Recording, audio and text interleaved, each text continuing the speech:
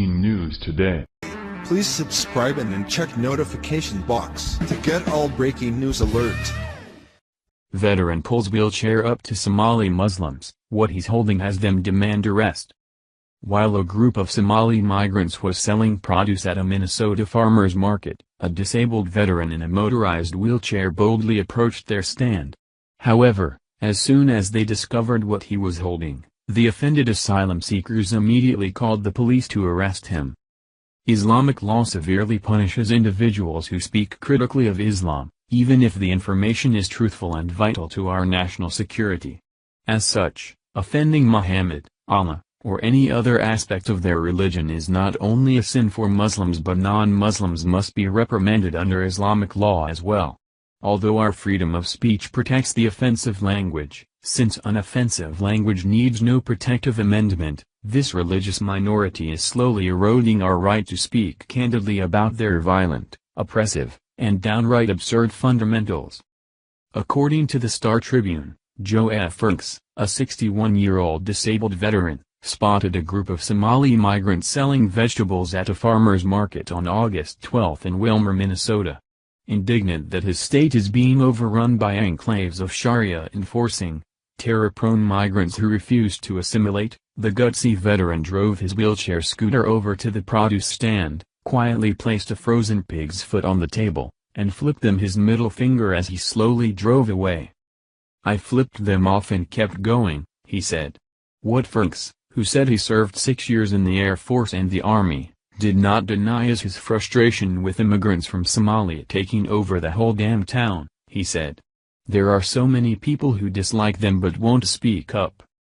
Outraged that anyone would dare offend their religious superiority, the Somalis immediately called the police and demanded they arrest Franks for the heinous crime of using his freedom of expression, a concept that is exclusive to Western culture and strictly outlawed under Sharia law. Initially, the Wilmer Police Department explained that disorderly conduct, which is the charge Franks received, is only a misdemeanor offense, ABC5 Eyewitness News reports. However, after Saudi-funded, terror-tied, designated terrorist organization CARE got involved, the authorities are feeling pressured to raise the charge to include a felony hate crime, which may result in prison time.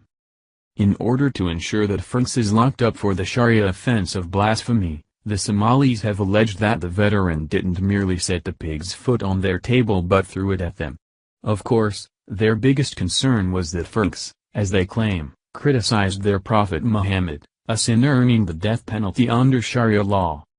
Noting in a statement that Muslims are prohibited from consuming pork products and bigots often use pigs or pork to offend Muslim sensibilities, the Council on American Islamic Relations, CARE-MN, said police and Somalis in Wilmore are alleging that Franks cursed Islam's prophet Muhammad and threw a pig's foot at a group of Somali Americans at the market outside the YMCA, 1000 Lakeland Drive Southeast, late Saturday morning. Franks denies these claims, arguing that he never said a word to them and refrained from physical violence of any kind. Still, CARE and their Somali clients are out for blood, hoping to silence all legitimate and protected debate about Islam. According to Sharia law, criticism of Islam and its components, whether truthful or not, is punishable by death.